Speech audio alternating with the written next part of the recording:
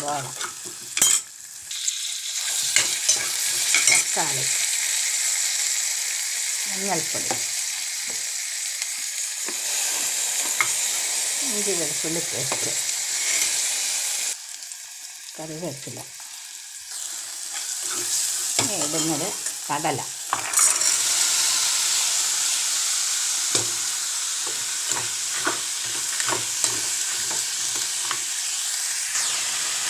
ഇടുന്നത് അടുത്തത് മുളക് പൊടി കുറച്ച് മതി.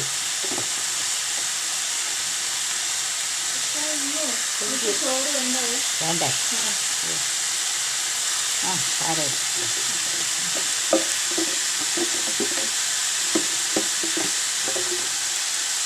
ഇത് മല്ലിപ്പൊടി, ഉപ്പും ചേർത്ത് കേട്ടോ. എല്ലാം റെഡിയാക്കി വന്നപ്പോൾ അവൾക്ക് ചോറ് വേണ്ടെന്ന് പറഞ്ഞു. ഇനി ചൂടുവെള്ളമാണ് വയ്ക്കുന്നത്. കടലക്കറി വെക്കുവാണ്. ഇനി ഇത് നന്നായി ഒരു 5-6 വിസിൽ വരുന്നത് വരെ വേവിച്ചെടുക്കാം. കുക്കർ അടച്ചും വെച്ചു. ഒരു 6-7 വിസിൽ വരുന്നത് വരെ നമുക്ക് കാത്തിരിക്കാം. കടലക്കറി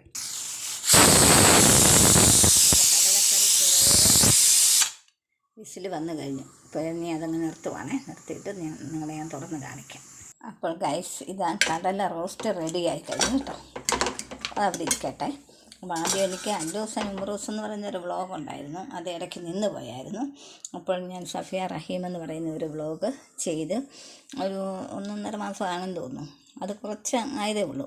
അപ്പോഴേക്കും ആദ്യത്തെ ഈ വ്ളോഗ് എനിക്ക് വീണ്ടും തിരിച്ചു കിട്ടി. അല്ലൂസ് ആൻഡ് ഉമറൂസ് വ്ളോഗ്. അതിലേക്കാണ് ഇപ്പോൾ ഇത് ചെയ്തുകൊണ്ടിരിക്കുന്നത്. അപ്പോൾ മറ്റേ ആ പുതിയത് തുടങ്ങിയ ചാനലിലെ എടുത്ത് ഇതിനകത്ത് ഇടാവുമെന്ന് എനിക്കറിയത്തില്ല. ഞാൻ ഇടുന്നുണ്ട്, പക്ഷേ അതിന് വ്യൂസൊന്നും കാണുന്നില്ല ഇതുവരെയും. പിന്നെ ഇനി അടുത്ത് ഞാൻ ഉണ്ടാക്കാൻ പോകുന്നത് മീൻ വറക്കുകയാണ്.